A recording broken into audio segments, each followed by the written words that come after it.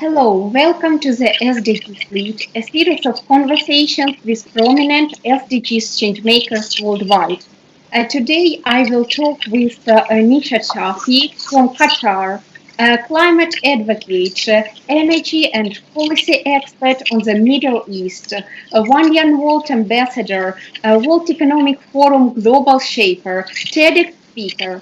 In 2019, Apolitical has called him as one of the world's 100 most influential people in terms of climate policy and climate actions. Nishat, it's a deep honor and pleasure. Thank you for finding time. Thank you very much, Karina. It's great to talk to you, and thank you for the honor to invite me today with you today. Neeshad, you have just amazing list of achievements and experience. You as a founder and executive director in Arab Youth Climate Movement, Qatar. Could you please briefly share your story? How did you come up with this idea of founding such movement? What is your current scope? And probably you can also share some future plans. Well, thank you so much. The idea behind Arab Cube, the climate movement, started in 2015 when some young people here in Qatar realized the importance of climate change and wanted to have a platform to discuss those issues and bring that to the community. So much back in 2015, many of the people weren't aware of the gravity of climate change like how we do today. So it was a much needed platform. We do have it. So the idea became as a club, and we started as a small club of young people joining us on the weekends to discuss about climate issues. And we started going to schools to talk to young students regarding the climate issues. So it started very, very small. And we were all like young professionals and university graduates, and we really wanted to really move forward to the idea of empowering and developing ideas, and also bringing that awareness to the community. Because, like climate change issues have been now on forefront on every discussion. Just imagine how it was in 2015. It wasn't that great. So we had to face a lot of issues at that point of time to work with the community and etc. But with a lot of persistence and hard work of many of my team members, we could actually move ahead and register this as a nonprofit youth-led association, which is one of the only youth-registered NGO working on climate change here in Qatar. So that's the brief history of how we started and what we are. Just great and perfect example of how even small actions and quite a small number of people in terms of founding club can move globally and have really global impacts. In 2020, the State Authorities of Qatar has called you as one of 10 most influential Qataris abroad, as you are actively promoting sustainability on various platforms, not the least the World Economic Forum in Davos. You have been talking, as you've mentioned, about climate change even before it started to be the discussion trend in terms of its realized urgency. What challenges, if any, have you faced during your path and during your road to such impact? Well, quite importantly, we faced a lot of challenges. Like I said, back in 2015, climate change wasn't that topic that young people would be attracted to. And building that sort of a movement was quite a difficult challenge itself. Even in terms of support from the government or private sector, it was quite challenging because they never knew the gravity of the issue. And also, they didn't want to greenwash because they didn't know how much it was back then. Now, every corporate companies want to support young people because, of course, from corporate interests and also from greenwashing to some extent, they use a lot of youth organizations. But in any sense, we never had that opportunity back in 2015 and 16 when we were quite a difficult challenge to understand what people really think about climate change. So we had to do a lot of workshops and go to the community, host a lot of webinars. So the idea was to take up that challenge as a great challenge to build up that community. And building knowledge is like not an easy task. And, when in terms of bringing community, it's a quite most difficult task too. So the challenges were like supporting and finding partnership was quite difficult at that point of time. Now you can just count number of organizations who want to partner and work together in maybe financially or non-financial partnership are all quite common now. So I think back in days, our challenges used to be attracting young people because this topic was not that something young people were aspired to be part of. And second is government and public sector partnership or support. Qatar is just an amazing country in all the meanings. I remember making some research in my university on the Qatar economic wonder. Since the rapid discovery, massive discovery of oil resources in the 80s of the previous century, the country has started reinvesting all its profits, most of its profits, into innovations. And currently, Qatar is no longer mainly dependent on oil resources, but rather has knowledge, innovations-driven economy. What innovative solutions in Qatar do you see as most promising? Probably some particular examples and efficient in terms of promoting sustainability and stopping climate change. Well, I mean, Qatar has been transformed over the years, given a very fossil fuel dependent country. Most of the economies do still work on fossil fuel, especially gas. So as you know, Qatar is one of the largest and world's #1 supplier of LNG gas to the world. And much of the economy runs on the same economic model. Well, Qatar aspired to be what you mentioned is to diversify its well towards human development and in terms bringing a more knowledge-based economy and helping entrepreneurship and upcoming social entrepreneur into more or better mainstream way of getting economy reventure or started. But it's a quite uphill task, which is being worked out by the government because given reliance on the gas, which is also a fossil fuel, is not an easy because much of the economy is dependent on that. So, of course, there's a huge vision on moving or transition from this existing fossil fuel industries towards to what you mentioned, more knowledge-based economy. So what they provide is building more universities and having more young people getting trained on new way of work beyond oil and gas sectors that people start into hospitality sector, new startups, which are more green, ecosystem friendly, etc. So particularly mentioning which are the sectors they've been quite working is more into startups. So recently, a lot of startup companies like recycling paper companies have been coming up, starting by very, very young Qataris. The idea is them to the government support a lot to have some environment-friendly industry coming in. And these are like started by kids who are 25, 26 years old. So there is a good transformation how that knowledge has been transformed into some new avenues which are environment-friendly. So one of the paper industry has been quite interesting. A couple of new alternative use of paper beyond plastic is also gaining more support in the country. So there's quite a big market for paper-based or recycled paper-based industry as such. And that can be one example because highly educated young people are moving towards becoming an entrepreneur, which are having solutions for, from plastic to even environmental solution. But in terms of larger solar-based initiatives, it is government-based initiatives which are done by support of corporate industries. And here we have a huge collaboration between public and private sector.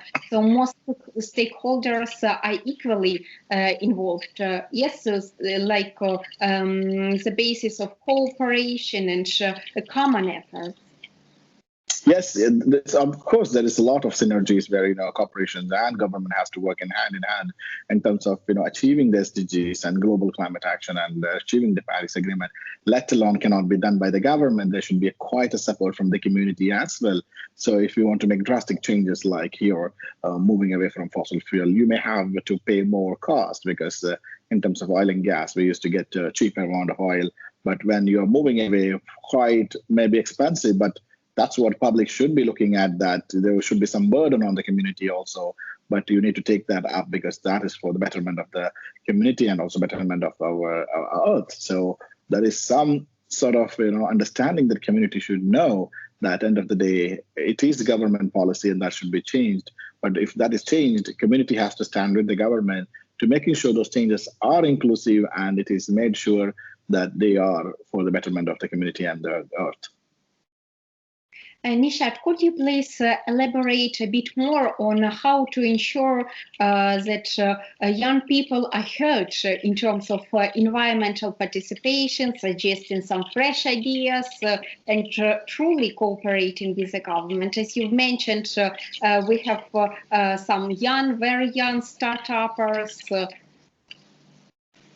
Well, I mean, it's not easy, but it's also at the same time not difficult too. What young people have to do is to keep knocking at the doors. It's always open, but sometimes people say, hey, government doesn't support our initiatives, which is something wrong. And also it is based on country to country perspective, how the government works in. For example, here in Qatar, governments are super open to hear young voices, but you need to have some great solutions or action-oriented stuff. In terms of our NGO, whenever we approach ministries or embassies or other private sector, we always have concrete proposals that can definitely have a solution or education module in that, which is quite always supported.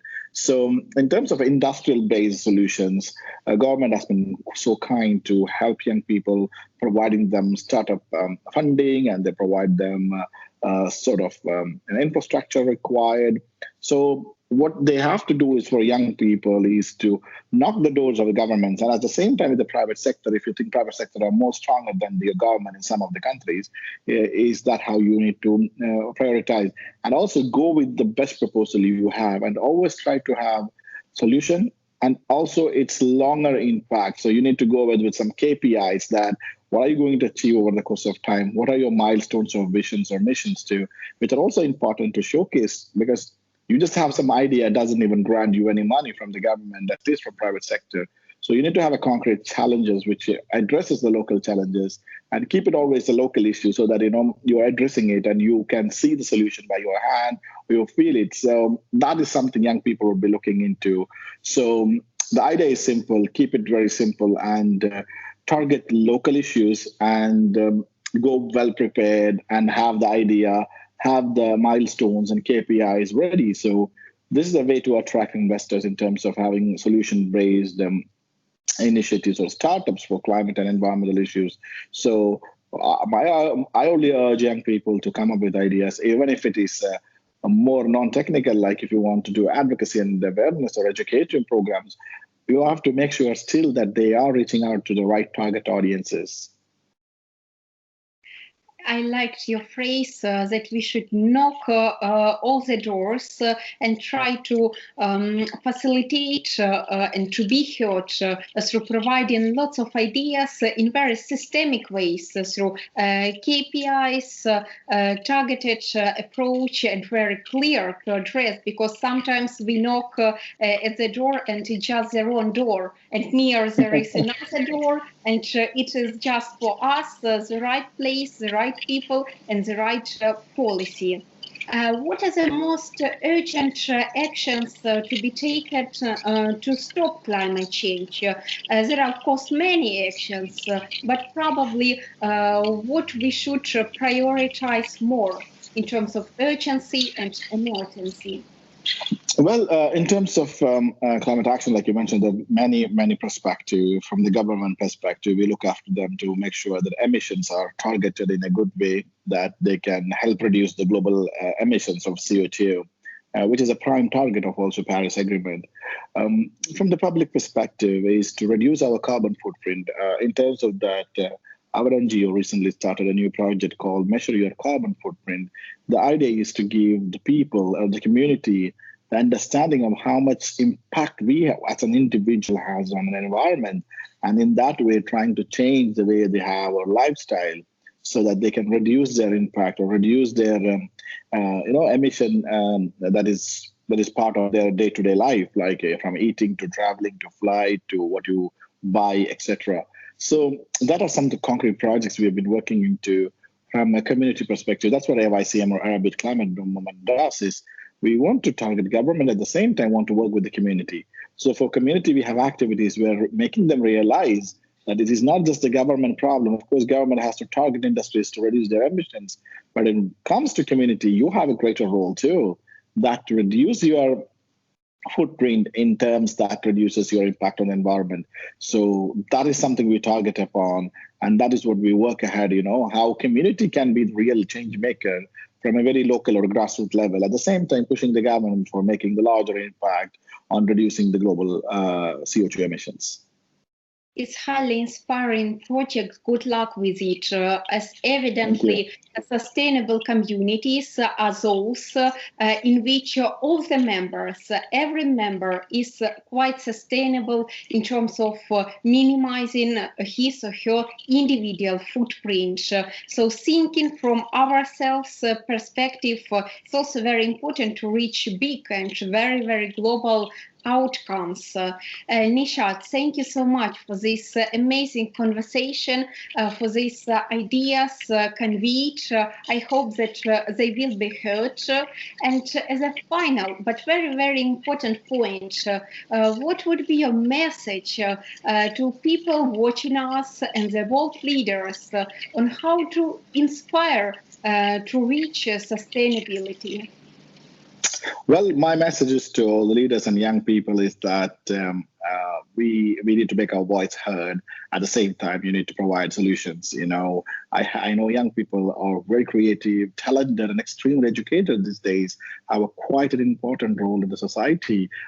Yes, we have been making a lot of noise in terms of climate and environmental issues recently, but I would push for more solution-based noises where you have tangible ideas that can be effective solutions against climate change impacts. So I urge young people to look after solutions, and we have a great potential in terms of providing great solutions to mitigate climate impacts.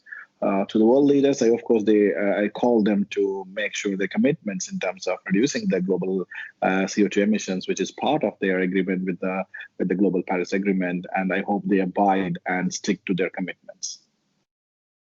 Thank you so much for this message.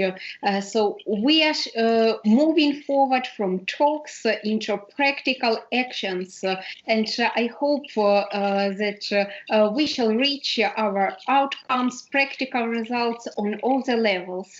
Good luck with everything you do, and thank you so much once again for sharing your story and finding time. Thank you, Karina. Good luck with your initiative. I wish you all the luck to you as well. Thank you so much.